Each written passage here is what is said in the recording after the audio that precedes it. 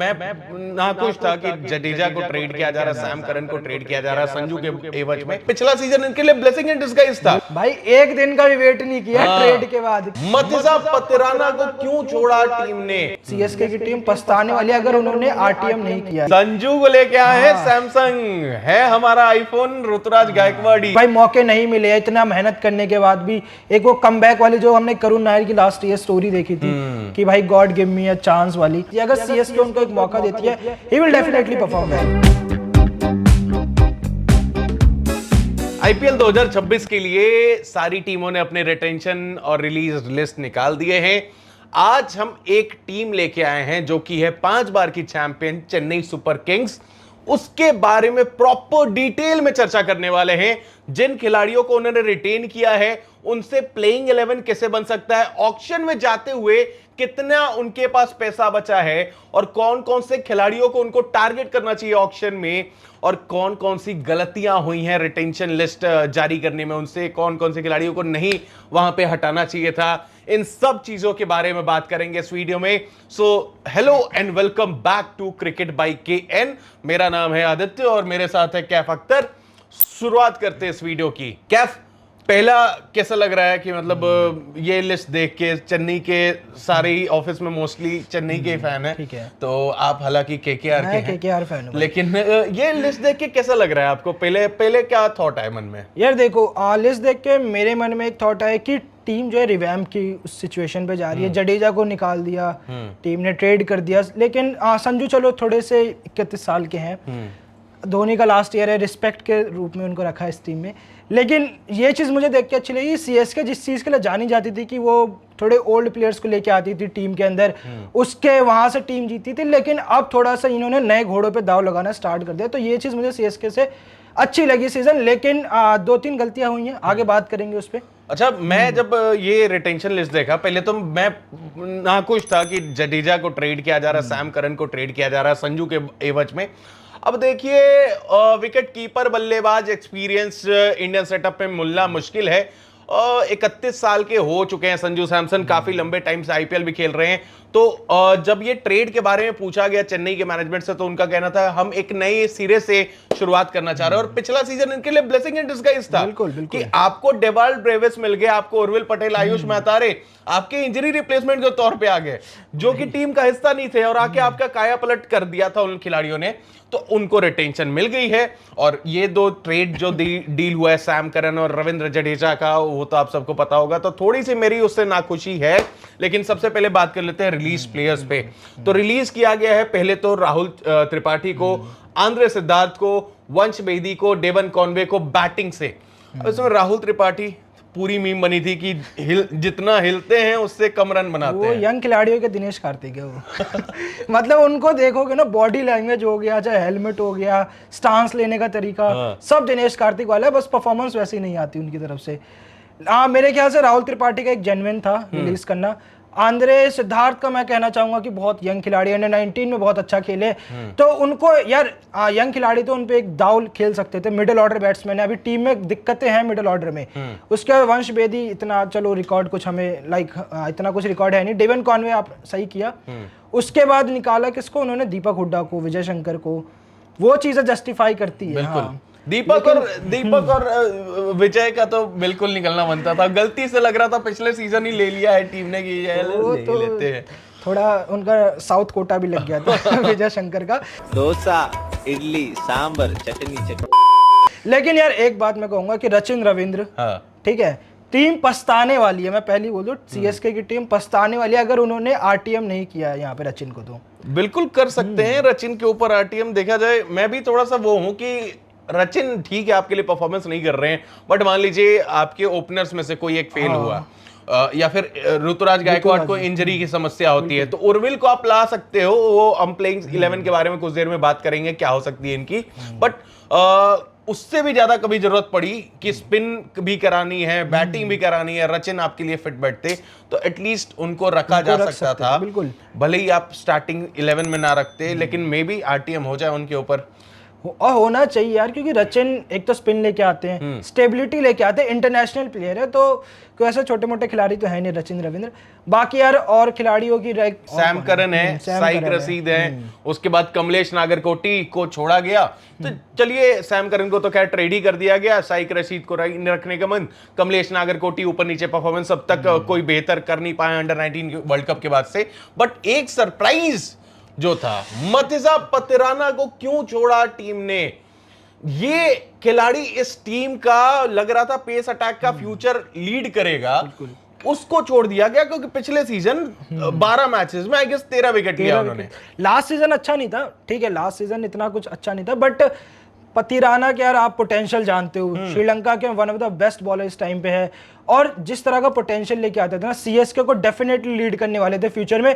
मुझे समझ नहीं आया कि सीएसके की मैनेजमेंट ने क्यों इनको रिलीज किया है, मे बी क्या पता आरटीएम कर दे, या फिर हाँ, क्योंकि यार एक पेसर इनको चाहिए पतिराना जैसा। अब ऐसा होगा कि भाई नेथन एलिस आ गए हैं टीम में, लेकिन यार एलिस कभी भी पथिराना वाला रोल प्ले नहीं कर सकते टीम के अंदर, बिकॉज पथिराना वो बॉलर है जो आपको 6 के 6 बॉल यॉर्कर डाल के देंगे, दे सकते हैं 6 के 6 बॉल यॉर्कर। थोड़ा सा पिछले सीजन इकोनॉमिक भी ज्यादा रहे थे, विकेट भी कम मिला था, बट शायद रखा जा सकता था, रोका जा सकता था अलॉन्ग साइड। वहां पे हम बात कर रहे हैं तो रचिन रविंद्र के कुल मिलाकर 43.4 करोड़ बाकी हैं चेन्नई सुपर किंग्स के पास पर्स में ऑक्शन में जाते हुए।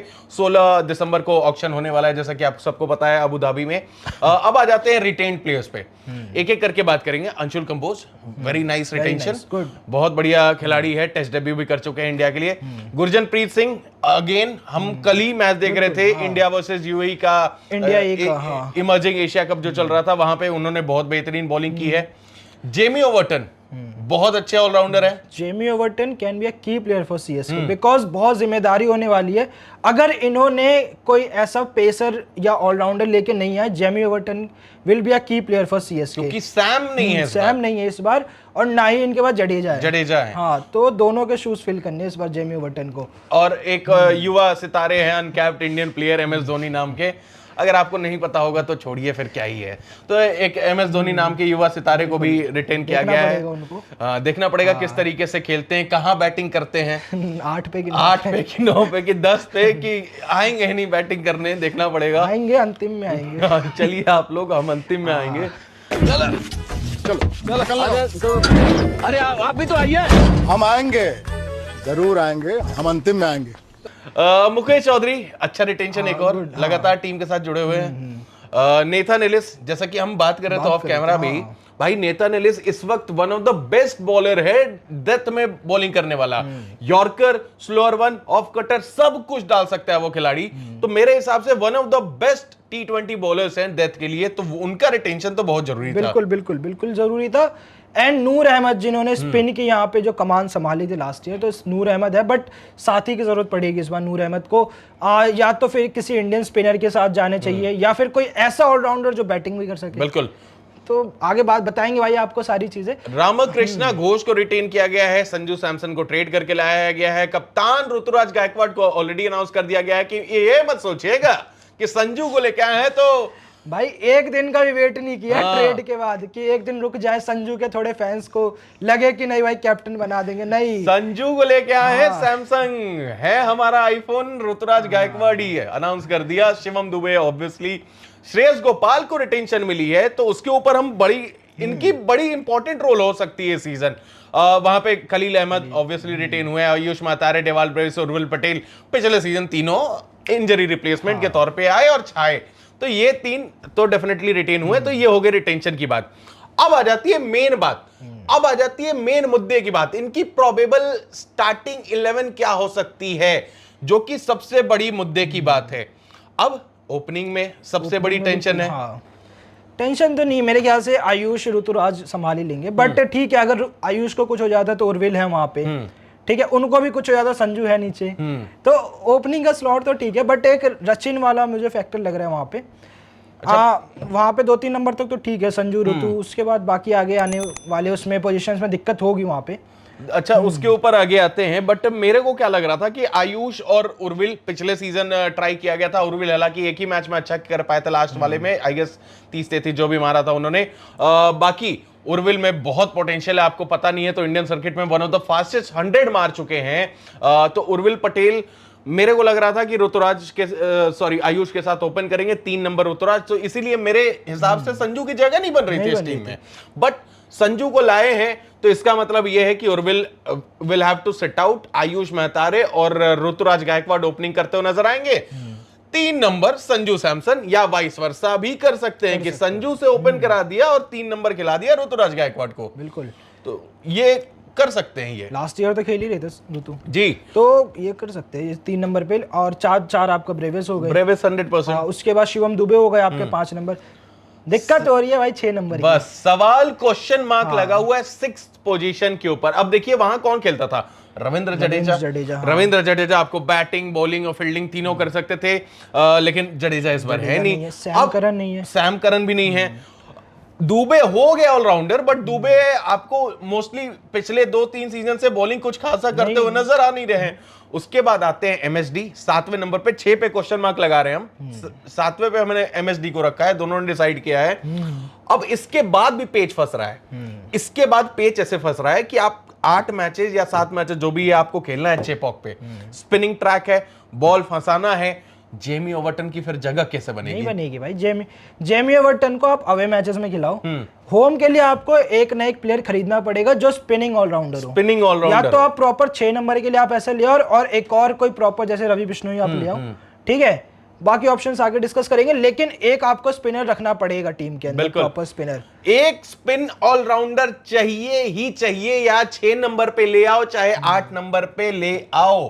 तो ये आपको 100% नेसेसरी है, एक स्पिनिंग ऑलराउंडर।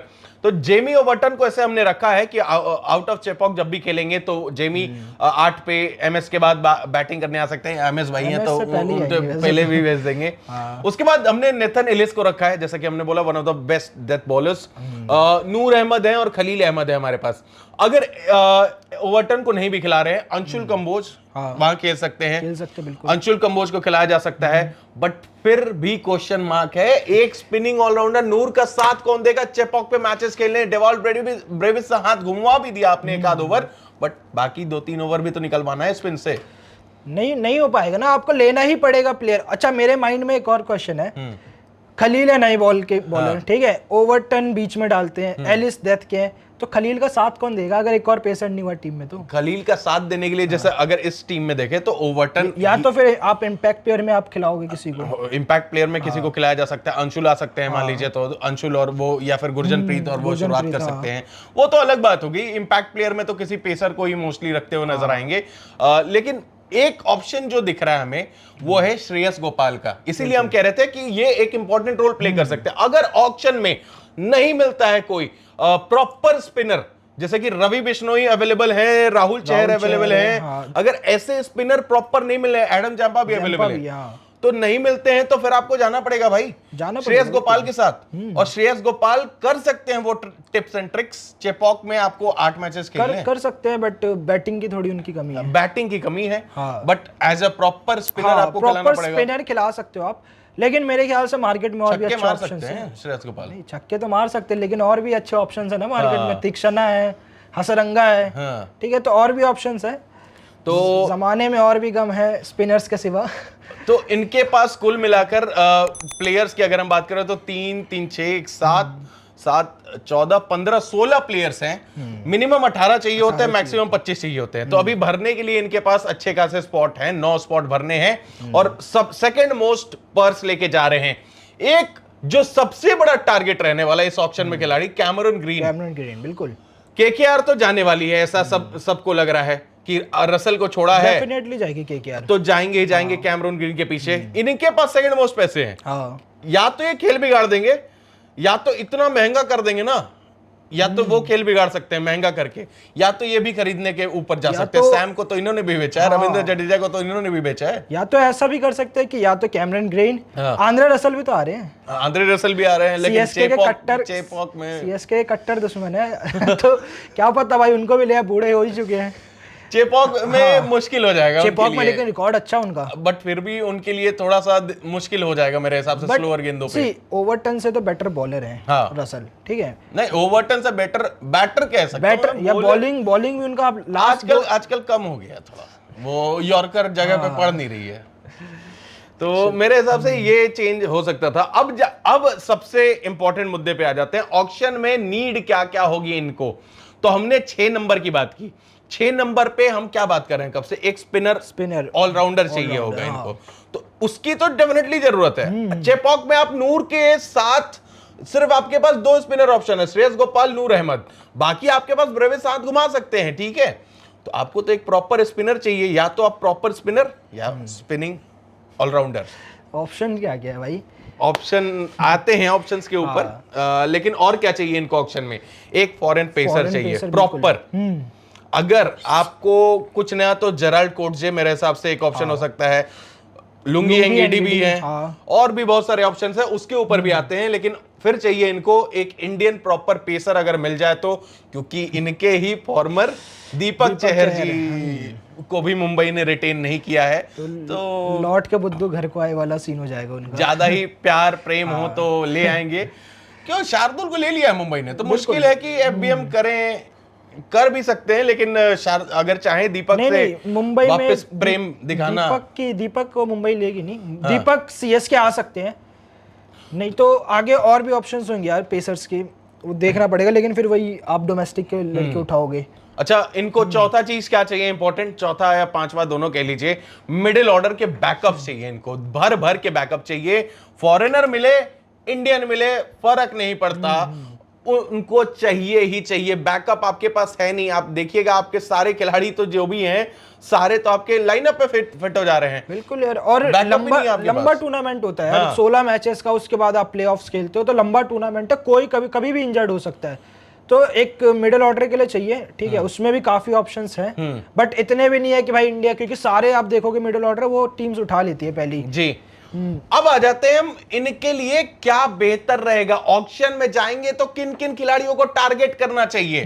जो हमने बताया आपको कि क्या क्या इनको चाहिए, अब कौन कौन से खिलाड़ी उस क्राइटेरिया में फिट होते हैं। तो सबसे पहले हमने बात की spin bowling all rounder. Spin bowling में हमने वही डिसाइड किया कि ग्लेन मैक्सवेल, बिल्कुल, क्योंकि ग्लेन मैक्सवेल के साथ क्या है कि जब भी ऑक्शन हुआ है और सीएसके ने उनके ऊपर बोली लगाई भले पर्स बढ़ाने के लिए हो, लेकिन लगाई है बोली ग्लेन मैक्सवेल। तो ग्लेन मैक्सवेल हो सकते हैं, मोइन अली हो सकते हैं, ठीक है, लास्ट ईयर बल्ले से इतना नहीं था लेकिन बॉल से अच्छा कर रहे थे। बिल्कुल। उसके बाद एक और ऑप्शन हो सकता है, तीक्षणा का ऑप्शन है, थोड़ा बहुत बैट घुमा सकते हैं। लियम लिविंगस्टन सबसे बड़ा नाम ऑक्शन में, चाहे आप कैमरन ग्रीन के बाद कह लो, लेकिन सीएसके के लिए ये 2-3 target, Glenn Maxwell, Moeen Ali और लियम लिविंगस्टन। अब इसमें से 2 से 3 तो फिट हो सकते हैं। अब देखिए मोइन ने भी इंग्लैंड के लिए मिडिल ऑर्डर में बल्लेबाजी की है, सीएसके के लिए भी की है। 6 नंबर पे चाहिए तो 6 नंबर पे भी मिलेंगे। ग्लेन मैक्सवेल 6 नंबर पे चाहिए, वहां भी मिलेंगे, बॉलिंग भी कर सकते हैं। उसके साथ में लियम लिविंगस्टन तो आपके परफेक्ट फिट हो जाएंगे वीर भाई। अगर 4-5 करोड़ के अंदर मिल गए लियम लिविंगस्टन, एकदम पागल हो जाना चाहिए। वो तो हाइस्ट हो जाएगा भाई, हाइस्ट हो जाएगा एकदम, 4-5 करोड़ के अंदर तो हाइस्ट हो जाएगा। तो आपके पास ऑप्शन कितने होंगे आपके, फॉरेनर नेथन इलिस, नूर अहमद, डेवल ब्रेविस, और चौथा इनको खिला लीजिए आप, खिला लो, बिल्कुल, लियम लिविंगस्टन। आपके हो गए यहाँ पे 4 फॉरेनर के ऑप्शन भी, तो भाई ये भी किया जा सकता है। अब हमने बात की है कि प्रॉपर एक इंडियन स्पिनर भी अगर लाना हो तो वहां पे कौन कौन है, इंडियन स्पिनर या फॉरेन स्पिनर। एडम जैम्पा है, बिल्कुल, रवि बिश्नोई है वहां पे। उसके बाद तीक्षणा, हसरंगा का भी ऑप्शन है, राहुल चहर का ऑप्शन है, काफी ज्यादा ऑप्शन है स्पिन्स में भी। तो यार इनको एक तो चाहिए होगा, मे भी इनको ज्यादा टारगेट इंडियन को करना चाहिए। ये जो बैटिंग ऑलराउंडर वाला है ये जाए फॉरेनर के साथ, और जो स्पिनर है वो जाए इंडियन के साथ। चाहे आप राहुल चहर को ले लो, ठीक है, उनके भैया भी खेल लेंगे क्या पता साथ में। रवि बिश्नोई के पीछे टीम्स फाइट करेगी। मेरे को ऐसा पता नहीं क्यों विजुअलाइज करके आ रहा है कि रवि बिश्नोई पीले जर्सी में, वही वो फाइट करेंगे टीम उसके लिए। रवि बिश्नोई अगर मिल जाते हैं तो मेरे हिसाब से परफेक्ट पिक होगी। अभी रवि बिश्नोई भाई इंडिया के लिए क्या अभी आईसीसी रैंकिंग में मेरे हिसाब से 1 पे भी थे एक टाइम पे, बिल्कुल कुछ ही टाइम पहले। पता नहीं क्या आजकल गंभीर भाई ने कर रखा है, कभी टीम से बाहर कभी अंदर, तो उसके चक्कर में भाई ने केकेआर कोटा से वरुण को ज्यादा मौका दे दिया है। हाँ, तो रवि भाई को गायब ही कर दिया, रवि भाई को गायब कर दिया एकदम इक्वेशन से, लेकिन आएंगे, कमबैक होगा उनका भी। अच्छा, एक और चीज जो हमने बोला, इंडियन पेसर अगर कोई मिल जाए, अगर इंडियन पेसर भी ना मिले, अगर ऑलराउंडर भी मिल जाए, अभिनव मनोहर है वहां पे, अभिनव मनोहर मिल जाए तो मजा आ जाएगा टीम को। दीपक चहर की हमने ऑलरेडी बात की है कि दीपक चहर मिल जाए, तो उसके साथ साथ में अगर फॉरेनर पेसर भी मिल जाए, क्योंकि जरूरत है, लुंगी एनगिडी है बिल्कुल, और वहां पे नोकिया है, इनको भी टारगेट किया जा सकता है, लुंगी एनगिडी और नोकिया को, कि आप लुंगी एनगिडी ऑलरेडी खेल चुके हैं टीम के लिए, बढ़िया बढ़िया परफॉर्मेंस भी आ रही थी 2018 से, तो मेरे हिसाब से वो टारगेट हो सकते हैं। अच्छा, एक खिलाड़ी के बारे में हमने नहीं बात की, जॉश इंग्लिश। जॉश इंग्लिश अगर विकेट कीपर बल्लेबाज भी लानी है तो बहुत तगड़े ऑप्शन हो सकते हैं। तगड़े और ऊपर से फिनिश अच्छा कर सकते हैं भाई। जॉश इंग्लिश आप ओपन करवा लो, 3 नंबर पे खिलवा लो, या एक वर्सेटाइल खिलाड़ी है, चाहे आप नीचे खिलवा लो, 5, 6 जहां मर्जी वहां बिल्कुल। और क्या पता भाई, धोनी भाई उम्र हो चुकी है, क्या पता थोड़े चोटिल हो जाए, संजू के साथ भी ऐसे ऊपर नीचे चलती रहती है। Josh Inglis will be a perfect replacement, भाई का साथ लास्ट सीजन हो, ठीक है। एक आपको ग्रूम करना पड़ेगा, संजू को आप लेके आए हो बट उनका भी 1-2 साल है, संजू के साथी भी तो चाहिए होगा अगर बैकअप में अगर देखें हम, तो मेरे हिसाब से जॉश इंग्लिश को भी टारगेट किया जा सकता कर सकते हैं, बिल्कुल कर सकते हैं, क्योंकि ऑस्ट्रेलियन है, ऑस्ट्रेलियन माइंडसेट के साथ आएंगे और विस्फोटक खेलते हैं, तो प्रॉपर T20 बल्लेबाज है, दिक्कत नहीं होगी सीएसके को। अच्छा, जो हमने मेन मुद्दा जो रखा था कि इनको मिडिल ऑर्डर बैकअप की जरूरत होगी, तो हमने तो भर भर के मिडिल ऑर्डर बैकअप दे दिया आपको। मोइन अली लेके आ जाओ, ग्लेन मैक्सवेल लेके आ जाओ, उसके साथ अभिनव मनोहर लेके आ जाओ, 6 नंबर पे फिनिश करने के लिए तगड़ा आदमी है, फिनिश आपने देखा होगा एसआरएच के लिए लंबे लंबे छक्के लगा के फिनिश कर रहे थे।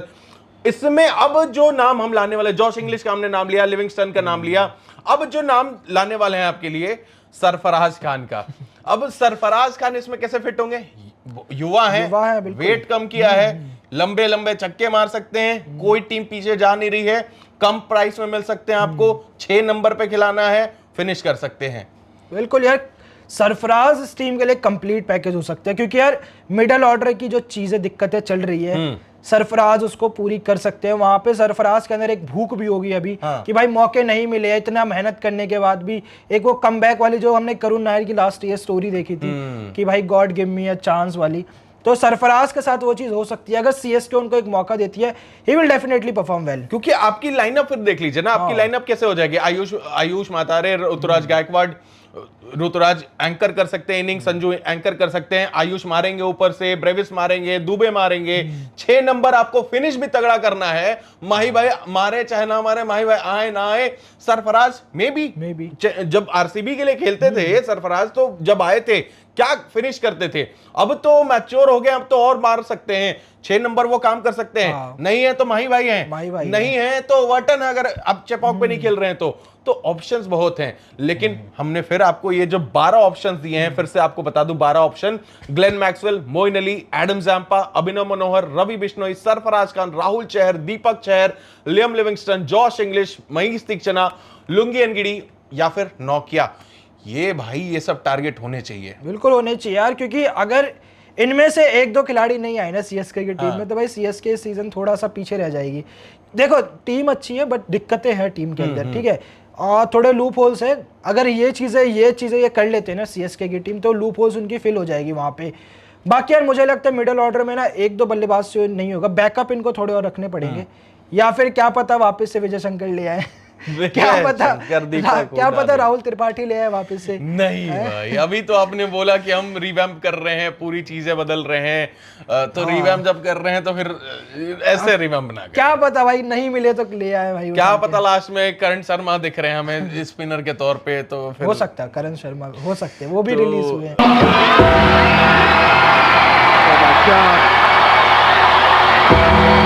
हाँ, तो ये सब नहीं चाहिए, ये 12-13 ऑप्शन जो हमने दिए हैं, या फिर अगर आप लुंगी या फिर नोकिया में से किसी को नहीं लाना चाह रहे हो, आरटीएम कर लीजिए अपने पथिराना को। बिल्कुल कर लो, मेरे हिसाब से पथिराना या फिर रचिन रविंद्र को तो करना ही करना चाहिए आरटीएम यहाँ पे। तो ये कुल मिलाकर स्टोरी होगी चेन्नई की रिलीज प्लेयर कौन है, रिटेन कौन हुए, प्रोबेबल आपको लाइनअप बता दी हमने, क्या क्या खामियां हैं, क्या क्या चीजें भरनी है, कौन कौन से खिलाड़ियों पर टारगेट हो सकता है। 43 करोड़ रुपए यार, बहुत होता है, और वो भी 2 टीम है जिनके पास 40 से ऊपर पैसा है। एक तो केकेआर की टीम जिनमें 64 है, इनके पास 43 है। तो अगर इनको कैमरन ग्रीन के पीछे भी जाना जा सकता है, इजिली जा सकता है, क्योंकि कैमरन ग्रीन 20 तक बिकेंगे, 20 तक बिकेंगे और फाइट इन्हीं दोनों में चलेगी KKR और CSK, बिकॉज और टीमों के पास 20 से ऊपर पैसा है ही नहीं, किसी पे 34 है मे बी। और इनके लिए फायदा ये है, मुंबई के पास पैसे नहीं बचे हैं, मुंबई इनकी पैसे नहीं खराब कर सकती है इस बार, 2 करोड़ लेके बैठे हैं ऑक्शन में। मुंबई पे होगा कहाँ, सारी इंडियन टीम तो भर रखी है मुंबई ने, सारी टीम तो बना ली है, अब वो मजे लेने आएंगे ऑक्शन में, किसकी खराब करनी है। 2.75 के तक तो सबकी बोली बढ़वा सकते हैं वो भाई बस बोली बढ़वाने आएंगे, उसके बाद थोड़ा चाय पानी पी के चाय बिस्कुट पानी खाने पीने आएंगे, थोड़ा होटल का मटन वटन पीने आएंगे। तो ये है हो गई पूरी चेन्नई सुपर किंग्स के बारे में बात। अगर अब तक आप वीडियो देख रहे हो तो आप वीडियो को लाइक कर दीजिएगा, चैनल को सब्सक्राइब कर दीजिएगा, ऐसे ही सारी टीमों की एनालिसिस आने वाली है, तो उसके लिए स्टिक आउट नोटिफिकेशन बेल पे क्लिक कर दीजिएगा जो भी करते हैं। तो हम आपको मिलते हैं अगले वीडियो में। कौन सी टीम के बारे में वीडियो बनानी चाहिए आप अपनी राय रख दीजिएगा कमेंट सेक्शन में। Thank you so much for tuning in, अपनी ओपिनियन भी रख दीजिएगा चेन्नई के लाइनअप के ऊपर।